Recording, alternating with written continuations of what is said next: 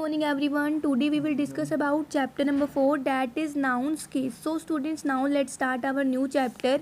A noun may be used as a subject or object of a verb or to express possession. देखो बेटा ये क्या कह रहे हैं, नाउन का यूज़ ना वर्ब के सब्जेक्ट के रूप में भी किया जा सकता है, वर्ब के ऑब्जेक्ट के रूप में भी किया जा सकता है और ये पोजेशन को भी एक्सप्रेस कर सकता है.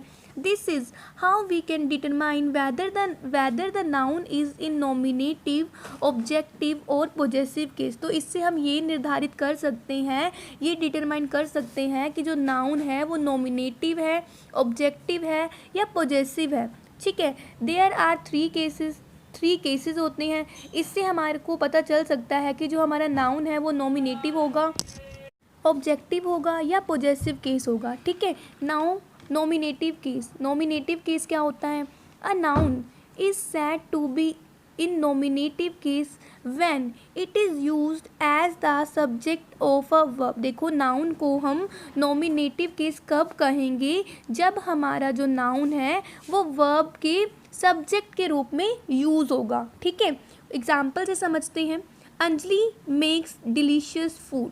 अंजलि जो है डिलीशियस फूड पकाती है. ठीक है, अब जो मेक्स है वो क्या है? वर्ब है. ठीक है, और वर्ब का सब्जेक्ट क्या है? कौन पकाता है डिलीशियस फूड?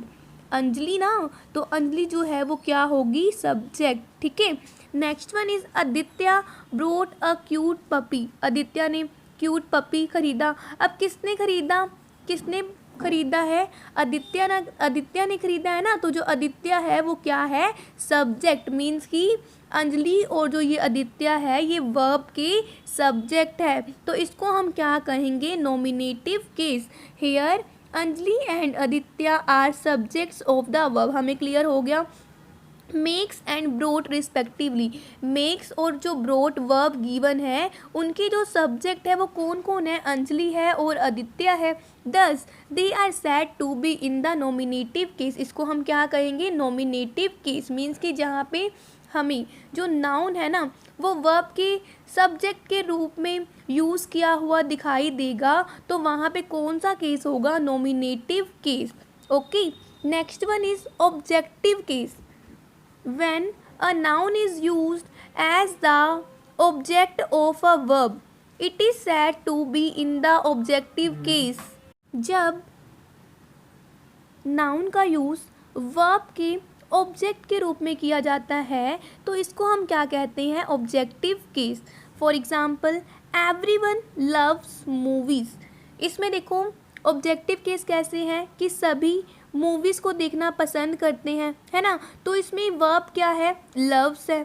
ठीक है, इसमें क्वेश्चन हमारा क्या पुट होगा कि सभी जो है वो क्या देखना पसंद करते हैं? तो हमारा आंसर क्या आएगा? मूवीज़, कि वो मूवीज़ देखना पसंद करते हैं. तो जो मूवीज़ वर्ड है वो क्या हो जाएगा? Objective case. Okay, next one is children are playing football. बच्चे फुटबॉल खेल रहे हैं. अब देखो यहाँ पे वर्ब क्या है? प्लेइंग, खेल रहे हैं. क्या खेल रहे हैं? फुटबॉल खेल रहे हैं. तो जो फुटबॉल वर्ड है वो क्या हो जाएगा? ऑब्जेक्ट. मीन्स कि वर्ब का ऑब्जेक्ट हो जाएगा. इसको हम क्या कहेंगे? Objective case. Okay, in the above sentences the nouns movie and football are the object of the verb. देखो जो नाउन्स थे मूवी और फुटबॉल, ये जो है वर्ब के क्या थे? ऑब्जेक्ट थे, है ना. और वर्ब क्या थी? Loves and playing. देयरफॉर इसलिए हम इसको क्या कहेंगे? Objective case. ओके, देखो बेटा हिंट भी गिवन है यहाँ पे. To find out the object of a verb. अगर आपको वर्ब के ऑब्जेक्ट को फाइंड आउट करना है, पुट वट और होम आफ्टर इट. तो आप क्या क्वेश्चन पुट कर सकते हो? वट और whom. The answer will tell what the object is. तो आपको आंसर मिल जाएगा कि ऑब्जेक्ट क्या है. तो इसी को हम क्या कहेंगे? Objective case. Okay, next one is possessive case. अब देखो इसके तो नेम से ही शो हो रहा है ना कि ये जो है अधिकार जमाने वाला केस है ना, ओनरशिप को शो करेगा. तो यही है when a noun shows.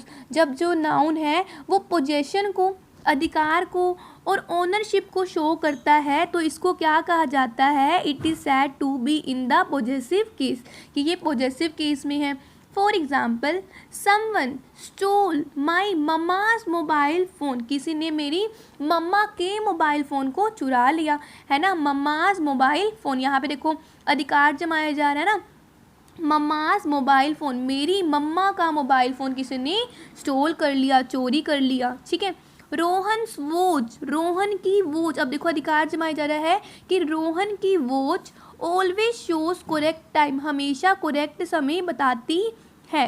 In the above examples the nouns mamma's, यहाँ पे देखो ऊपर वाले एग्जाम्पल्स में जो नाउन है mamma's and Rohan are in possessive case में है, because they denote their ownership और पोजेशन ऑफ समथिंग, क्योंकि वो किसी भी चीज़ के प्रति अपनी ओनरशिप और पोजेशन को शो कर रहे हैं। ओके, द, फिर यहाँ पे देखो आपको साइन गिवन है ऊपर comma, use to show possession, इस साइन का जो यूज़ होता है वो पोजेशन को शो करने के लिए किया जाता है।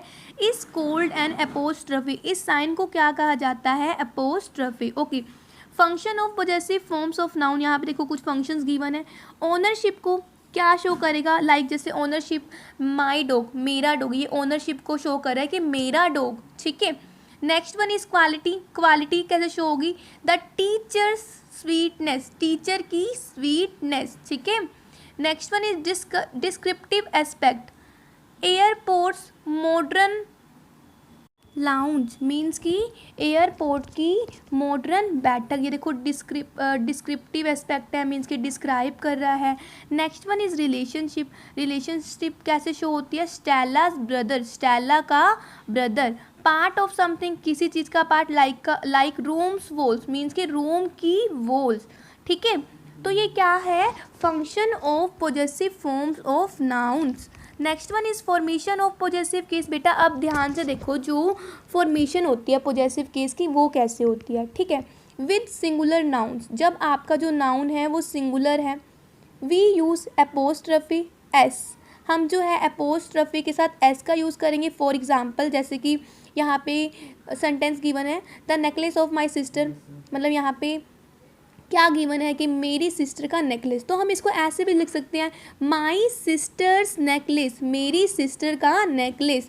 जो यहाँ पे हमने सिस्टर के साथ क्या लगा देंगे, अपोस्ट्रफी के साथ एस, इसका मतलब क्या है, का, मेरी सिस्टर का नेकलेस, ठीक है। The dog of my neighbour, मेरे नेबर का डॉग, तो हम इसको कैसे लिख सकते हैं, पॉजेसिव केस की फॉर्मेशन कर रहे हैं, माई नेबर्स डॉग, यहाँ पे अपोस्ट्रफी एस लगाया हमने नेबर के साथ, तो इसका मतलब ये क्या है कि इसका मतलब ये है का, मेरी नेबर का डॉग, ठीक है।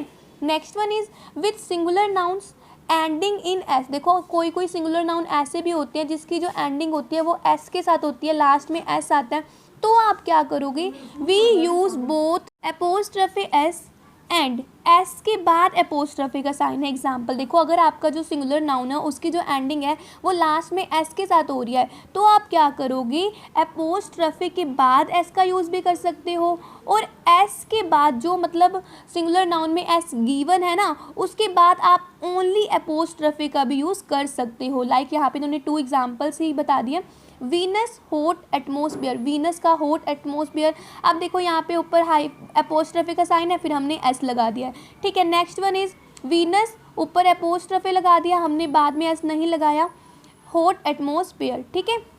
Next one is with plural nouns that end in S, plural noun जिसका जो एंड है वो एस के साथ होगा, we add an apostrophe after S, हम जो है उस एस के बाद जो गिवन होगा अपोस्ट्रफी का साइन लगा देंगे। We should not use S, हम जो है अपोस्ट्रफी एस का यूज़ नहीं करेंगे, we only use apostrophe sign, हम जो है सिर्फ अपोस्ट्रफी के साइन का यूज़ करेंगे। देखो बेटा ये क्या कह रहे हैं, अगर मान लो आपका जो नाउन है वो प्लूरल है, लाइक बॉयज़ है, तो एस तो पहले से ही गिवन है, तो आप क्या करोगे, इसके बाद ओनली अपोस्ट्रफी के साइन का यूज़ करोगे, ठीक है, एस का यूज़ नहीं करोगे दोबारा से। Okay, the rooms of the boys, boys के रूम्स, तो आप क्या करोगे, द बॉयज़ ऊपर अपोस्ट्रफी का sign, rooms. The race of the bikes, bikes की रेस, तो आप क्या करोगे, द बाइक्स रेस, ठीक है।